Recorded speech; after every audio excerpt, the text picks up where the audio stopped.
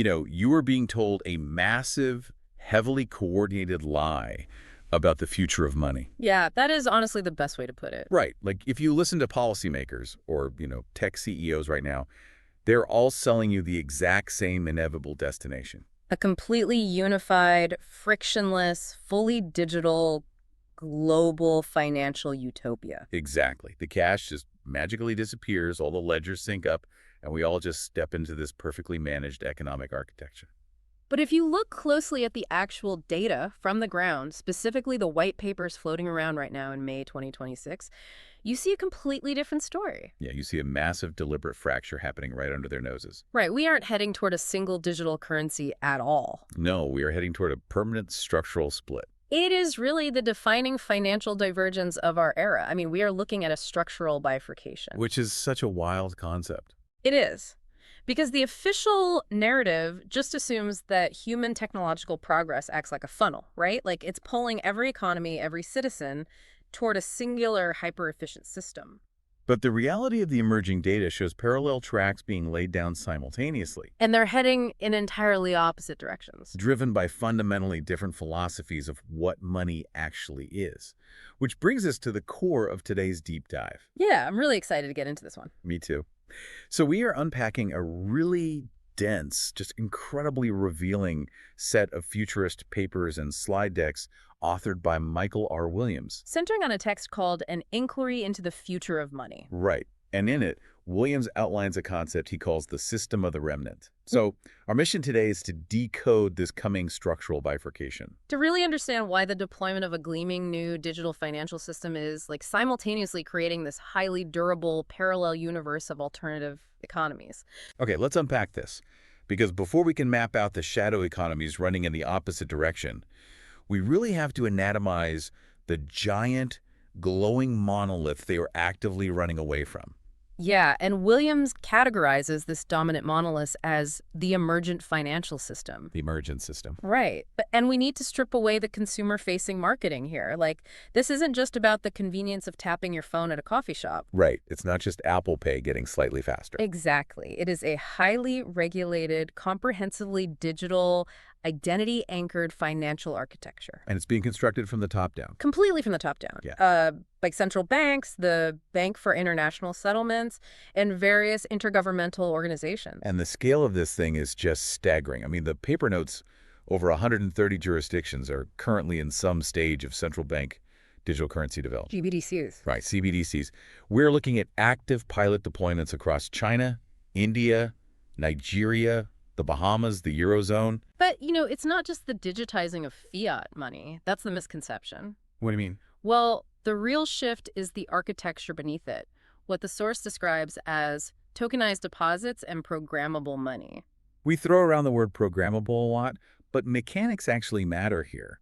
Like, how does a tokenized deposit actually function differently than, the digital balance I already see on my banking app right now? That's the core question. If we connect this to the bigger picture, the digital balance you currently see is essentially an IOU from your commercial bank. Just recorded on their internal database. Right, it's a static ledger entry.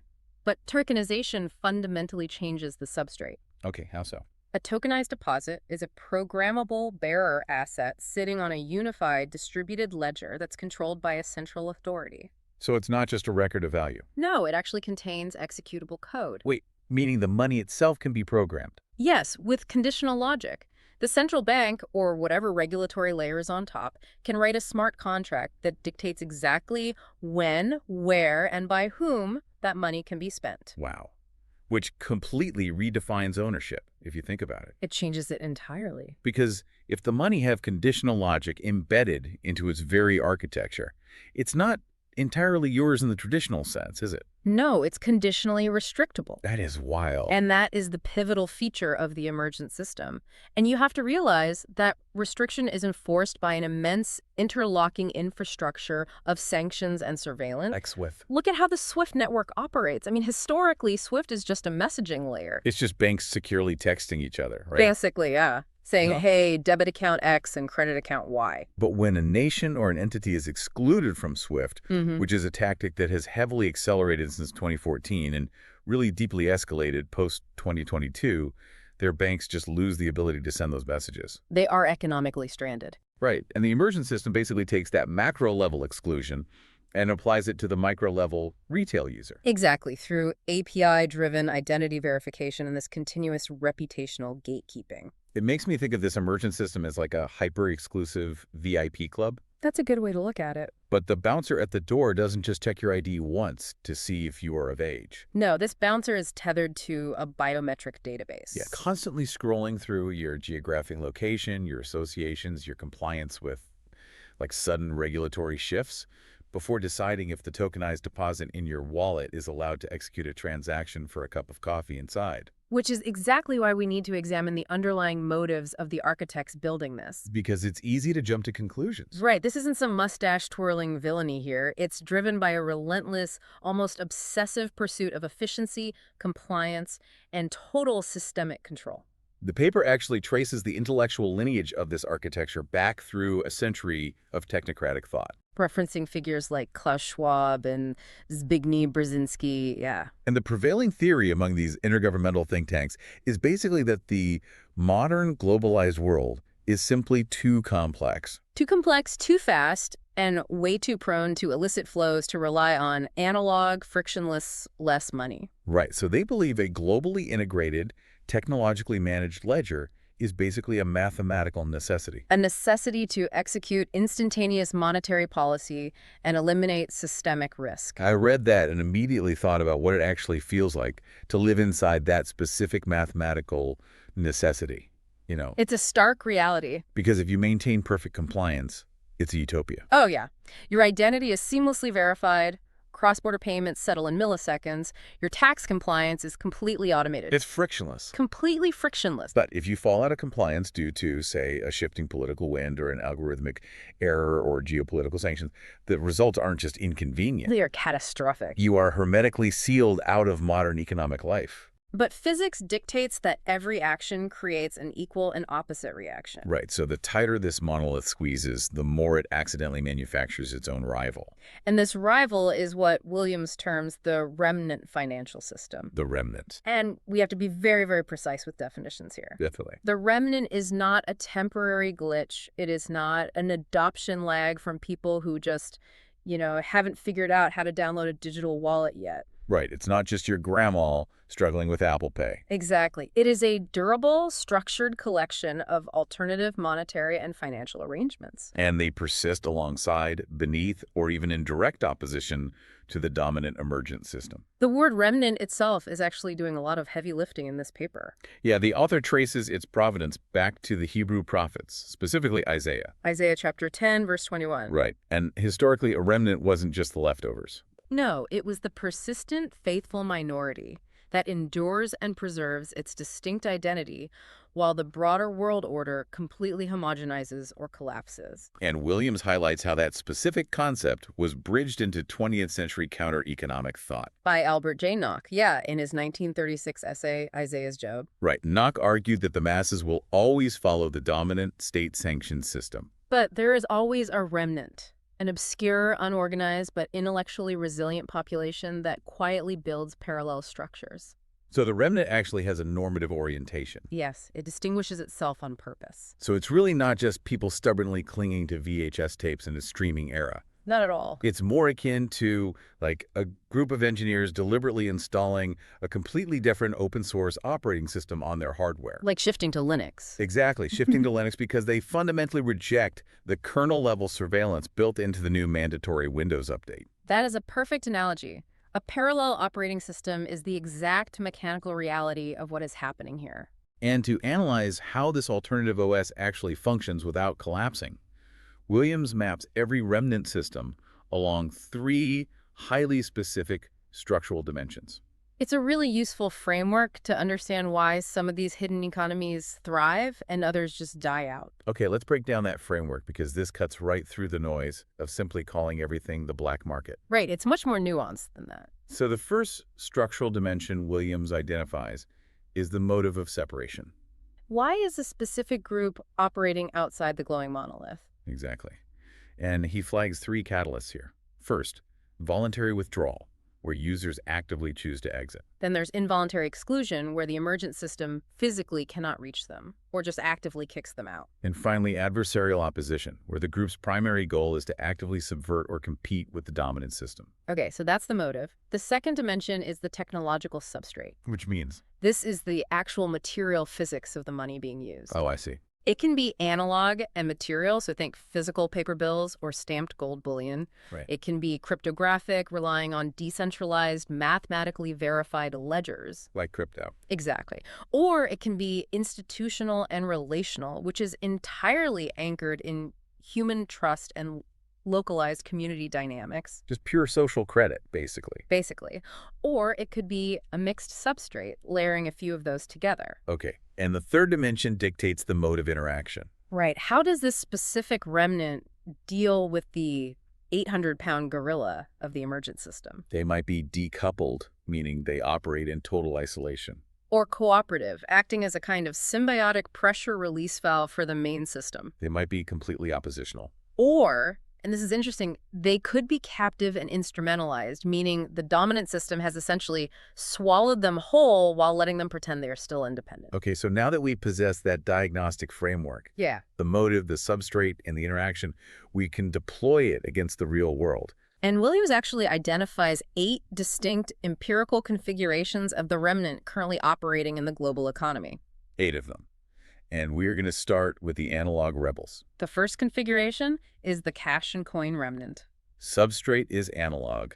Motive is predominantly voluntary. You know, tech visionaries have been predicting the literal death of paper cash for 3 decades now. They really have. And yet, the data Williams provides shows a massive surge in demand for physical cash in the EU and the US post-2020. Which is counterintuitive until you think about why. Why do you think that is? Because the mechanics of cash are inherently resistant to the emergent system's architecture. Exactly. Consider the actual mechanism of a cash transaction. It is an offline, peer-to-peer settlement. It requires no electricity, no API call to a central server, no biometric verification. When you hand someone a $20 bill, the settlement is instantaneous and final. It's purely based on the physical bearer asset, and most importantly, it generates zero metadata. Zero metadata. And as the emergent system tightens its digital surveillance, the premium on that zero metadata settlement just skyrockets. It's the ultimate friction-inducing tool against a frictionless surveillance apparatus. Which leads right into configuration number 2, the hard money or metallic remnant. We are talking about physical gold, silver, and bullion stores. But the motive here shifts a bit. It's not just about escaping surveillance. It's explicitly anti-inflationary. Right. The participants here are conservative savers, sovereign wealth funds, and adherents to the Austrian School of Economics. This requires digging into the mechanics of why the Austrian school, tracing back to Ludwig von Mises and Friedrich Hayek, believes fiat currency is structurally doomed. The Austrian argument really centers on the idea that central banks, by artificially manipulating interest rates and infinitely expanding the digital money supply, distort the pricing signals of the entire economy. And that inevitably leads to catastrophic boom and bust cycles. So they view the emergent system's programmable digital fiat as just the ultimate hyper-accelerated version of that exact same distortion. Precisely. They demand a substrate that simply cannot be inflated by a committee stroke of a keyboard. But notice the distinction Williams makes here.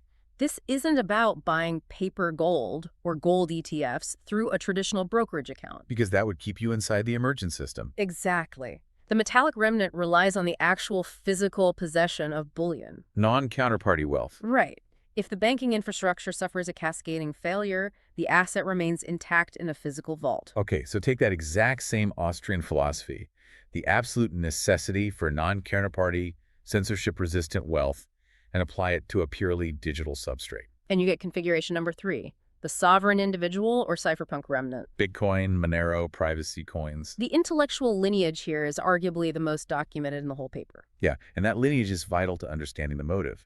Williams traces this back through the cypherpunk mailing lists of the 1990s. We are looking at Tim May's Cyphernomicon, Wade's B-Money, Nick Szabo's BitGold, and obviously culminating in the 2008 Bitcoin white paper. And the architectural goal was never just to make digital payments faster. No, the goal was deliberate withdrawal from intermediated finance. by replacing trusted human institutions with cryptographic hash functions and decentralized proof of work. They created a ledger that theoretically could not be gated, censored, or inflated by the state.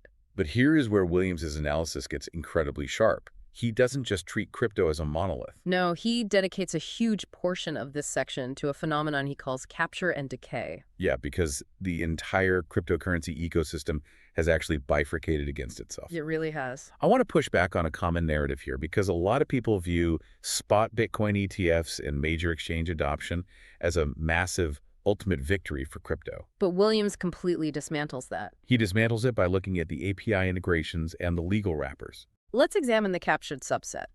When you buy a Bitcoin ETF or you hold stablecoins on a centralized exchange, you are not holding a bearer asset. You are holding a securitized derivative. Right. Wrapped in Know Your Customer regulations, managed by an institutional custodian who is legally obligated to comply with the emergent system's freezing orders. So the asset has been successfully brought inside the regulatory perimeter. Exactly. It's like tranquilizing a wild wolf and placing it in a corporate petting zoo. That's a great visual. Right. Like it still looks like a wolf, the ticker symbol says it's a wolf, but mechanically it performs the exact function of a domesticated dog.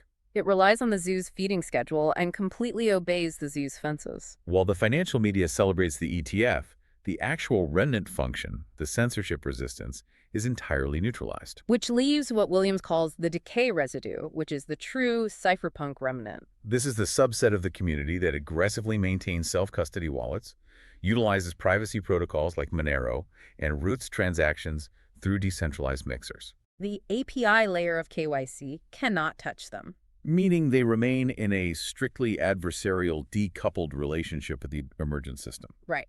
Now, as we discuss these specific groups utilizing cryptographic tools or physical bullion to evade regulatory perimeters, we really must maintain absolute analytical neutrality here. Yes, that is crucial. We are mapping structural reactions. We are observing that when a user perceives the emergent system's anti-money laundering laws or identity requirements as a threat, they pivot to these remnant substrates. We aren't litigating the morality or the legal validity of the state's regulation. No, we are strictly studying the mechanics of the escape hatch. And that neutrality allows us to see the broader pattern. Because if we assume the remnant is only populated by hyper-individualist cypherpunks and gold bugs, we miss a massive portion of the parallel economy. Oh, absolutely. The next set of configurations moves entirely away from cryptography and metal. It anchors its substrate purely in human relationships. Which brings us to configuration number 4, the faith-based or communitarian remnant. Here, the motive for separation has absolutely nothing to do with avoiding surveillance or debating inflation metrics. No, the financial behavior is governed explicitly by theology. The emergent system operates on a secular, mathematically cold logic of yield and efficiency. But these communitarian groups view that logic as morally incomplete or even sinful. Islamic finance is probably the most prominent global example here. Right, because the emergent system is built structurally on interest-bearing debt. But Islamic theology strictly prohibits riba, or usury. So to operate within their moral framework, they have to build parallel structures, Exactly. Instead of traditional bonds, they use sukuk. which are asset-backed certificates representing proportional ownership and risk-sharing rather than just an interest-bearing loan, The paper also points to the Amish and Mennonite cash and credit economies. who deliberately eschew long-term institutional debt to maintain community reliance. And the ultra-Orthodox Jewish Gemach networks. Oh, these are fascinating. These are highly sophisticated, decentralized, interest-free community lending societies. They aren't rejecting the dollar itself, they are rejecting the relational dynamics of the modern banking sector. Which conceptually borders right on configuration number 5, Hmm. the solidarity economy remnant. Right. This configuration utilizes the exact same institutional and relational substrate human trust. But the motive is egalitarian, ecological, or cooperative rather than theological. We are looking at mutual aid networks, time banks, and localized complementary currencies. Williams brings up some really fascinating historical precedents here, like the Wurgel experiment in Austria during the 1930s. Right, where a town literally issued its own depreciating stamp script to force the local circulation of value during the Great Depression. Or more modern examples like Ithaca Hours in New York, Mhm. or the Sardex Circuit in Sardinia. The mechanism of a system like Stardex is actually brilliant. How does it work? It's a mutual credit system for small businesses. If a local carpenter needs a dentist, but neither has euros, the Sardex ledger allows them to trade services based on a localized unit of account.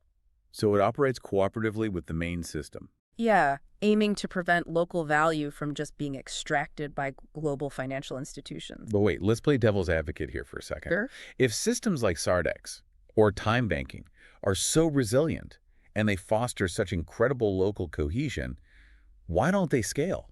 Like if I'm designing a financial system, why wouldn't I want to replicate that utopian solidarity model on a national level? Because of what network theorists call the scale problem. Okay, what is that? Williams deeply analyzes this. These solidarity economies are entirely dependent on high-trust social capital. They function because the carpenter actually knows the dentist. Exactly. The ledger is secured by proximity and interpersonal accountability. Right.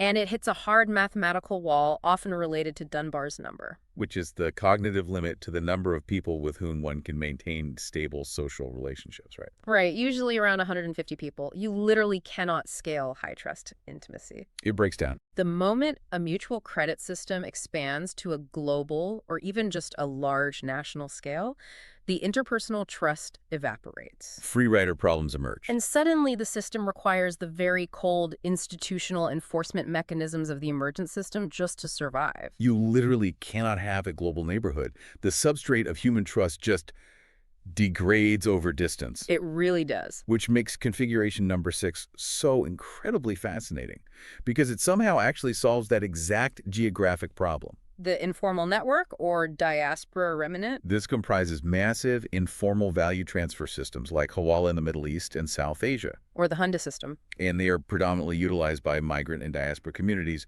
to move capital across borders. Without engaging the highly regulated, fee-extractive formal banking sector. The mechanics of Hawala fundamentally break the Western conception of how money moves. Yeah, it's so clever. Right. Like if I am a worker in Dubai and I want to send $1,000 to my family in rural Pakistan, I don't wire money through SWIFT. No. I walk up to a local broker, a Hawaladar, and hand him physical cash. And he gives you a simple passcode. Then he messages a totally separate Hawaladar in my family's village in Pakistan. Right. My family walks up to that second broker, gives the passcode, and he hands them the equivalent in local cash out of his own pocket. The money literally never crossed the border. Exactly. The two brokers simply adjust their internal ledgers. Broker A now owes broker B $1,000. It's like if you and I go to different restaurants in different cities, but we agree to cover the tabs for each other's friends. And we'll just settle up the net difference between us at the end of the year through trade invoices or bulk physical transfers. Right. I've always thought of the Hawala network as the original human blockchain. Oh, that's good. It is a completely decentralized distributed ledger. But instead of being secured by electricity and cryptographic hash functions, it is secured entirely by kinship networks, tribal affiliations, and the threat of severe, permanent reputational ruin if a broker defaults. The reputation metric is the hash function. Exactly. And because the emergent system relies so heavily on official identification and formal banking infrastructure, millions of unbanked migrants rely on these informal networks. Out of sheer logistical necessity, as well as a desire to avoid extractive remittance fees. So now, zooming out from interpersonal networks to the macro geopolitical stage, we hit configuration number 7, the bloc-aligned or geopolitical remnant. This is where the motive of adversarial opposition reaches the literal nation-state level. We established earlier that the emergent system weaponizes the SWIFT messaging layer to enforce secondary sanctions. So for nations operating outside the geopolitical alignment of the West, dependency on SWIFT is just a catastrophic national security vulnerability. Which is why we see the construction of rival state-controlled financial rails. The paper points specifically to China's cross-border interbank payment system, or CAPS. And the Enbridge project, which explores wholesale CBDCs for cross-border payments. Plus the ongoing structural debates around a BRICS plus unit of account. The mechanics here are about creating parallel plumbing. Parallel plumbing, yeah. Like, if SWIFT is the dominant telecommunications network for money, CIPS is laying down an entirely separate set of fiber optic cables. It allows institutions to settle transactions directly, bypassing the clearinghouses in New York. The substrate is digital and highly institutional, but the motive is pure strategic autonomy. And finally, we arrive at configuration number 8, the excluded or frictional remnant. This is the most heterogeneous group of all. And the critical distinction here is that their separation from the monolith is entirely involuntary. They didn't jump, they were pushed, or they were simply left behind. The paper divides this into 2 subgroups.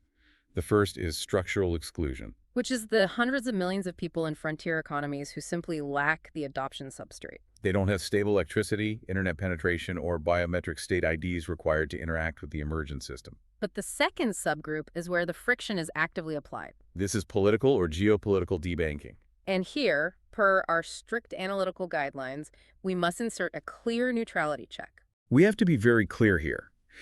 The Williams text explicitly catalogs recent historical examples of this phenomenon, specifically listing sanctioned state retail finance in Iran, Russia, and Venezuela, and the Canadian trucker debanking of 2022. We are purely reporting the empirical case studies the author uses here to illustrate structural exclusion. We are not taking any political stance on the justification of the sanctions or the nature of the protests. The analytical utility of those case studies is strictly observing the mechanical reaction. Right. When a population is subjected to sudden, involuntary exclusion from the primary payment rails, whether through state-level sanctions cutting off credit cards or targeted domestic debanking freezing retail accounts, they do not simply cease economic activity. No, they immediately resort to improvised arrangements. Imagine your reality for a second. Imagine you donate $50 to a political cause you believe is entirely legal. And 48 hours later, due to an emergency decree, the API connecting your digital wallet to your bank account is literally severed. Your balances are frozen. You become the frictional remnant overnight. You don't have time to sit around and debate Austrian economics. No. You immediately start scrambling for cash or downloading a self-custody crypto wallet just to buy groceries. Necessity forces the substrate shift. Which perfectly transitions us into Williams' analysis of the catalysts. Right, because we've mapped the 8 configurations of this parallel OS. But how do populations actually migrate across the border from the emergent system into the remnant at scale? Williams outlined 3 specific emergence pathways. These are the triggers. The first is the design failure cascade. This isn't about ideology. This is about the monolith breaking down operationally. A heavily centralized digital infrastructure is inherently fragile to specific types of systemic shocks. Williams cites the 2013 Cypriot financial crisis here. Let's dig into the mechanics of Cyprus, actually, because people often misunderstand what a bail-in really is. It's terrifying when you actually understand it. Right. When you deposit money in a bank, legally, that is not your money sitting in a vault. You have given an unsecured loan to the bank, and they owe you a deposit balance. Exactly. So in Cyprus, when the banks became insolvent, the state and the troika didn't just print money to bail them out. They executed a bail-in. They literally reached into the ledgers and sheared off a percentage of uninsured depositor funds to recapitalize the banks. When the public realizes that the centralized ledger can be edited against their will over a weekend, it triggers a catastrophic loss of operational trust. It shatters it. The paper also points to the 2016 demonetization in India, where the sudden voiding of high-denomination notes caused massive logistical chaos. And the 2022 rollout of the e-Naira in Nigeria, where the central bank restricted physical cash withdrawals to forcefully incentivize CBDC adoption. When you try to force adoption by breaking the legacy system, you actually accelerate the design failure cascade. The user experiences the friction, panics, and runs directly to the cash, gold, or crypto configurations for safety. The second catalyst is the legitimacy failure pathway. This is a slower, more insidious erosion. It's not an overnight server crash or a sudden bail-in. It is the creeping public perception that the regulatory institutions managing the emergent system have suffered ideological capture.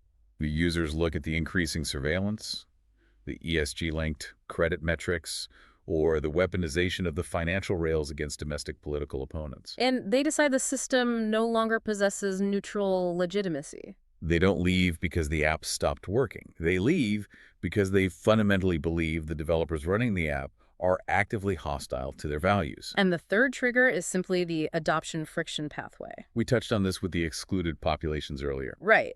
If the emergent system demands a smartphone, a 5G connection, and a verified digital identity, and a user lives in a fragile, conflict-affected state, or simply refuses to submit biometric data, The friction of entry is just too high. So they default to the remnant. Here's where it gets really interesting, though. Okay, what is it? Because when you read the white papers and listen to the speeches from the architects of the emergent system, they exhibit a staggering, almost hubristic blind spot regarding these pathways. Oh, totally. This raises an important question about technocratic empathy. Because central bankers and intergovernmental agencies consistently frame resistance to programmable digital money as a communications problem. Or a financial literacy deficit. Right. The assumption is our system is mathematically perfect. If the public resists it, they must simply not understand it yet. We need a better PR campaign. They treat the remnant as a symptom of ignorance. But Williams forcefully argues that resistance is highly rational. The public understands exactly what programmable surveillance-heavy money is. They understand the mechanics perfectly, and they are rejecting those specific design choices. I love thinking about this through the lens of urban planning and what architects call desire paths. The desire path analogy is incredibly clarifying here. Imagine a city builds a massive, beautiful, perfectly manicured park. The central planners lay down a paved sidewalk, but because they want everyone to walk past a specific set of toll booths and surveillance cameras, they design the sidewalk to take a series of highly inefficient 90-degree angles. Right. They put up signs demanding everyone stay on the pavement. But human beings are relentlessly pragmatic. If the official system is inefficient, extractive, or overly monitored, people will literally trample a dirt path straight through the grass to get from point A to point B. The emergent system is that rigid, heavily surveilled, paved sidewalk. Then the remnant is the dirt path. And Williams' point is that the central banks can run all the PR campaigns they want, but as long as they keep putting toll booths and cameras on the sidewalk, people are going to keep stomping down that dirt path until it turns into a parallel highway. Which leads us to the ultimate destination of this paper.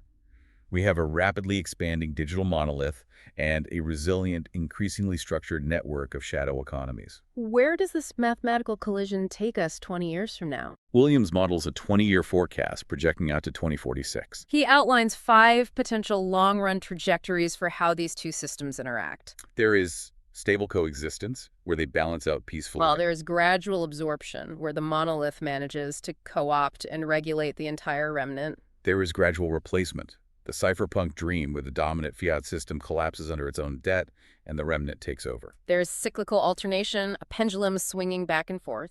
But his primary forecast, the trajectory he assigns the highest probability, is the 5th option: structural decoupling or bifurcation. Let's focus entirely on that bifurcation scenario. What does the global economy actually look like in 2046 if this holds true?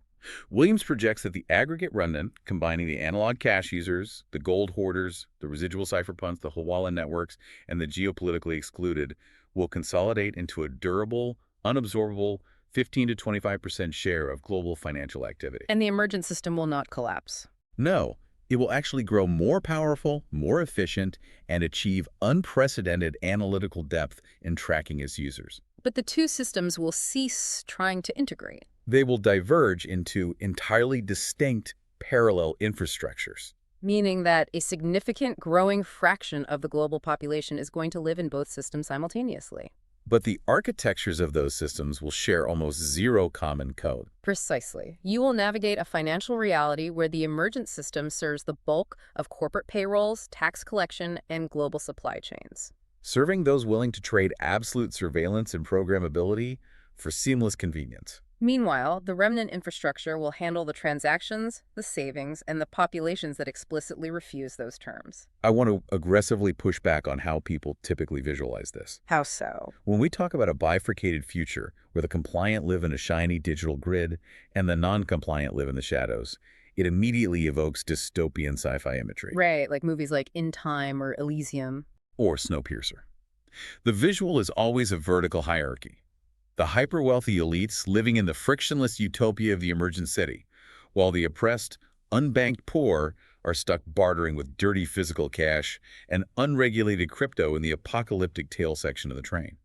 But Williams explicitly argues against that narrative. He fundamentally rejects the Snowpiercer analogy. The bifurcation he models is not a vertical class hierarchy, it is a horizontal philosophical split. The remnant is not just the poor and the marginalized.